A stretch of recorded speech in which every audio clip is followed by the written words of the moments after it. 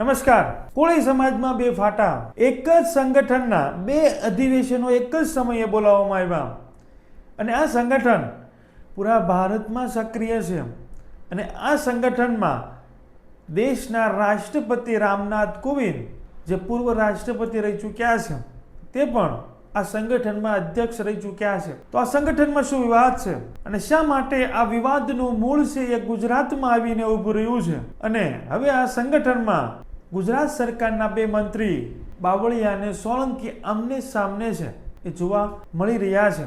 તો આ કયું સંગઠન છે અને શું વિવાદ છે અને શા માટે આ વિવાદ વકરી રહ્યો છે અને આ વિવાદના કારણે કોળી સમાજના બે ફાટા છે એ પડી રહ્યા છે.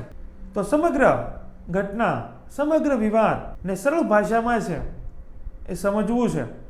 અમારી ચેનલમાં ભારતમાં અને ગુજરાતમાં જે બી ઘટનાઓ ઘટતી હોય છે તેને સરળ ભાષામાં સમજાવતા હોય છે. આવા નવા વિડીયો જોવા માટે અમારી ચેનલને તમે સબસ્ક્રાઇબ કરી શકો છો. તમારું સબસ્ક્રાઇબ કરવું, તમારી એક લાઇક કરવી, તમારી એક સરસ મજાની કમેન્ટ કરવી, જેનાથી અમને આવા નવા વિડીયો બનાવવા માટે પ્રોત્સાહન મળતું હોય છે. વિડીયોની શરૂઆત કરીએ. આ વિવાદ પાછળ મૂળ અખિલ ભારતીય કોળી સમાજ, જે સંગઠન છેલ્લા 50 વર્ષથી પૂરા ભારતમાં છે એ સક્રિય છે અને જે રીતે આપણે ઇન્ટ્રોમાં વાતચીત કરી, દેશના રાષ્ટ્રપતિ જે રહી ચૂક્યા છે એવા રામનાથ કોવિંદથી લઈ અને કોળી સમાજના પૂરા ભારતના મોટા ગજાના નેતાઓ છે આ સંગઠનમાં છે અધ્યક્ષ પદ ભોગવી ચૂક્યા છે.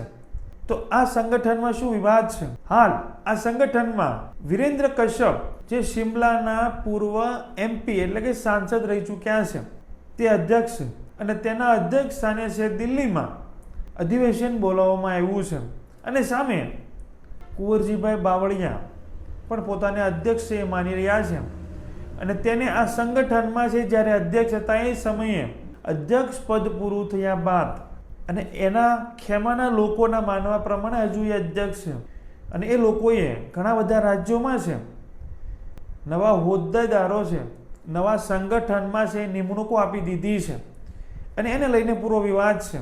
અને કુંવરજી બાવળિયા દ્વારા છે એ સંગઠનના બેંક એકાઉન્ટને છે એ ફ્રીઝ કરી દેવામાં આવ્યું છે એવા આક્ષેપ છે હાલના પ્રમુખો અને પૂર્વ પ્રમુખો છે એ લગાવી રહ્યા છે. હવે હાલ આ વિવાદનું મૂળ છે એ ગુજરાતમાં. શા માટે? તો કુંવરજીભાઈ બાવળિયા હાલ ગુજરાત સરકારના કેબિનેટ કક્ષાના મંત્રી છે અને કોળી સમાજના આગેવાન છે. અખિલ ભારતીય કોળી સમાજના છે એ અધ્યક્ષ કે પ્રમુખ છે પૂરા ભારતના રહી ચૂક્યા છે અને ત્યારથી આ વિવાદની શરૂઆત થાય છે અને સામે અજીત પટેલ એ પણ ગુજરાતના છે, એ આમને સામને છે આવે છે. કુંવરજીભાઈ બાવળિયા અધ્યક્ષ પદે રહી ચૂક્યા બાદમાં હવે એને અધ્યક્ષ પદ છોડી અને નવાને છે એ અધ્યક્ષમાં સ્થાન આપવું જોઈએ. એમાં ઇલેક્શન પણ થયું, એમાંથી કુંવરજીભાઈ બાવળિયાની સામેના ખેમા અજીતભાઈ પટેલને જે 34 મત 40માંથી મળ્યા કે 44માંથી મળ્યા અને નવા અધ્યક્ષની છે એ નિમણૂક થઈ, પરંતુ એને માન્ય ન રાખી અને જે વિવાદ થયો છે. હવે હાલ જે સંગઠન ચાલી રહ્યું છે એમાં પુરુષોત્તમ સોલંકીનો પરિવાર કઈ રીતે ઇન્વોલ્વ થઈ રહ્યો છે, શા માટે લોકો કુંવરજીભાઈ બાવળિયા વર્સિસ પુરુષોત્તમભાઈ સોલંકીના પરિવારને છે એ જોઈ રહ્યો છે.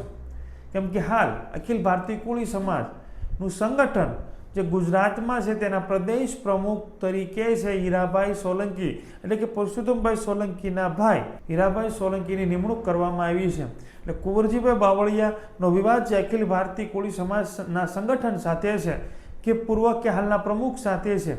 હવે એ વિવાદ છે એ હવે સોલંકી પરિવાર સામે છે, હીરાભાઈ સોલંકી પુરુષોત્તમભાઈ સોલંકીના ભાઈની સામે છે. સુરતમાં છે એ સમાધાનના પણ પ્રયત્ન થયા, પરંતુ કહેવાય છે કે સમાધાનના પ્રયત્ન થયા પરંતુ એમાં સફળતા મળી નહીં હોય એવું લાગી રહ્યું છે. કેમ કે હાલ આપણે કઈ રીતે મજબૂત થઈ શકીએ એમાં કોઈ પણ પક્ષની વાત કર્યા વિના કોઈ પક્ષાપક્ષીમાં ન પડે. આજે આપણે બધા પક્ષમાં કોઈને ધ્યાનમાં રાખ્યા, બધા મિત્રોને આમંત્રણ આપ્યું તો એમાં કોઈક મિત્રો હજી નથી આવ્યા. કદાચ એમને એવું હશે કે આ પક્ષની વાત કરશું, કોઈ પક્ષની સરકારની બીજી વાત આપણે નથી કરવાના, સમાજ સિવાયની બીજી વાત નહીં. એટલે આ એજન્ડાના 3 મુદ્દાઓ છે, એની બહાર કોઈ વાત ન કરે એટલી વિનંતી. બરાબર? કોઈ પક્ષાપક્ષી કે સરકારની કોઈની વ્યક્તિની ક્યાંય ટીકાનો એક શબ્દ પણ ન આવે. બધાને સમય મર્યાદા આપી છે. દરેક જિલ્લામાંથી એક વ્યક્તિ બધા બોલવા એના વિચાર મૂકે અને એ પ્રમાણે આપણે અહીંથી એની નોંધ પણ અમે લોકો કરશું, આપણે કરશું. પણ કોકને ને કોકને પહેલ તો કરવી પડશે ને. હું અભિનંદન આપું છું મોટાભાઈ પરસોત્તમભાઈ સોલંકીને, હું અભિનંદન આપું છું આદરણીય કુંવરજીભાઈને અહીંયા ધારાસભ્યો બધા બેઠા છે, એને અભિનંદન આપું છું. આપ સૌ અહીંયા બેઠા છો, આપને અભિનંદન આપું છું કે જ્યારે સમાજની હાકલ પડી અને એક મંચ પર બેઠવા માટે આપ સૌ અહીંયા પધાર્યા, બદલ આપ સૌનો હાથ જોડીને આભાર માનું છું. મિત્રો, આ સમય છે આપણા જે વિરેન્દ્ર કશ્યપે જે અખિલ ભારતીય કોળી સમાજના અધ્યક્ષ તેને અધિવેશન બોલાવ્યું છે, તો સામે જે તમે પોસ્ટ જોઈ રહ્યા છો બંનેની સામે બંને અધિવેશન બોલાવ્યા છે અને હાલ એ સંગઠનનું બેંક એકાઉન્ટ પણ ફ્રીઝ છે. એટલે જોવાનું રહેશે હવે મામલો છે એ કોર્ટમાં પણ પહોંચેલો છે. સામે હીરાભાઈ સોલંકી, પુરુષોત્તમભાઈ સોલંકીના ભાઈને છે આ સંગઠનમાં સ્થાન આપવાનું કારણ છે કે કુંવરજીભાઈ બાવળિયા સાથે છે એ સરળતાથી સમાધાન થઈ જાય, જેનાથી આ સમાજના સંગઠનમાં બે ફાટા પડ્યા છે એ ન પડે અને સમાજનું સંગઠન જે છેલ્લા 50 વર્ષથી ચાલી રહ્યું છે તે મજબૂતાઈથી છે એ કાર્ય કરે અને એ સંગઠનમાં પણ પૂરા ભારતમાંથી છે ભારત સરકારના મંત્રીઓ હોય, કેબિનેટ મંત્રીઓ હોય કે સાંસદો હોય તેવા મોટા ગજાના કોળી સમાજના નેતાઓ છે એ સામેલ છે અને આ સંગઠન છે સારી રીતે પૂરા ભારતમાં છે કાર્ય કરી રહ્યું છે. રાષ્ટ્રપતિ પણ દેશના એ સંગઠનના અધ્યક્ષ રહી ચૂક્યા છે, રામનાથ કોવિંદ. તો આ સંગઠનના બે ફાટા ન પડે, આ સંગઠન મજબૂત રીતે છે સમાજનું કામ કરતું રહે એ માટે હાલ સમાધાનના પ્રયત્ન થયા પરંતુ સફળતા મળી નથી. પરંતુ હવે જોવાનું રહેશે.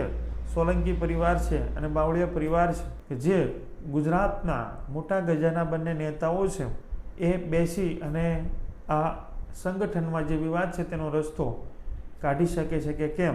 તમારું શું માનવું છે? અખિલ ભારતીય કોળી સમાજના સંગઠનમાં જે બે ફાટા પડ્યા છે એ ફાટા હીરાભાઈ સોલંકીને ગુજરાતના પ્રદેશ પ્રમુખ બનાવી અખિલ ભારતીય કોળી સમાજના સંગઠનમાં જોડી અને કુંવરજીભાઈ બાવળિયાને મનાવવામાં સફળતા મળશે કે કેમ?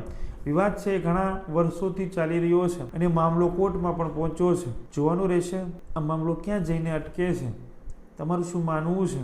અખિલ ભારતીય કોળી સમાજ જેવું સંગઠન જે કોળી સમાજમાં વર્ષોથી કાર્યરત છે, 50 વર્ષ એના થયા છે, તો એ સંગઠનના આ વિવાદને શું પુરુષોત્તમભાઈ સોલંકી કે સોલંકી પરિવાર છે, કુંવરજીભાઈ બાવળિયા, અજીત પટેલ હોય કે CK પીઠાવાલા નો પરિવાર છે એ સુલટાવી શકશે કે કેમ? કેમ કે વિવાદ ગુજરાતમાંથી છે અને સંગઠન પૂરા ભારતમાં છે એ એક્ટિવ છે, ખૂબ સારી રીતે કાર્ય કરી રહ્યું છે. તો વિવાદનો અંત છે એ ગુજરાતમાંથી જ થવો જોઈએ એવી ઈચ્છા છે પૂરા ગુજરાતના સંગઠનના હોદ્દેદારો છે એ રાખતા હોય, પરંતુ એક પ્રયત્નમાં છે એ સફળતા નથી મળે. હવે જોવાનું રહેશે કે કુંવરજીભાઈ બાવળિયા અખિલ ભારતીય કોળી સમાજ સાથેનો જે કંઈ વિવાદ છે તેમાં સમાધાન પર આવે છે કે કેમ? તમારું શું માનવું છે? તમારા વિચારો છે જરૂર કમેન્ટ બોક્સમાં છે રજૂ કરજો. અમારી ચેનલમાં ભારતમાં અને ગુજરાતમાં જે બી ઘટનાઓ ઘટતી હોય છે તેને સરળ ભાષામાં સમજાવતા હોય છે. આવા નવા વિડીયો જોવા માટે અમારી ચેનલને તમે સબસ્ક્રાઇબ કરી શકો છો. તમારું એક સબસ્ક્રાઇબ કરવું, તમારે એક લાઇક કરવી, તમારે એક સરસ મજાની કમેન્ટ કરવી, જેનાથી અમને આવા ને આવા વિડીયો બનાવવા માટે પ્રોત્સાહન મળતું હોય છે. Thank you. નેક્સ્ટ વિડીયોમાં મળીએ.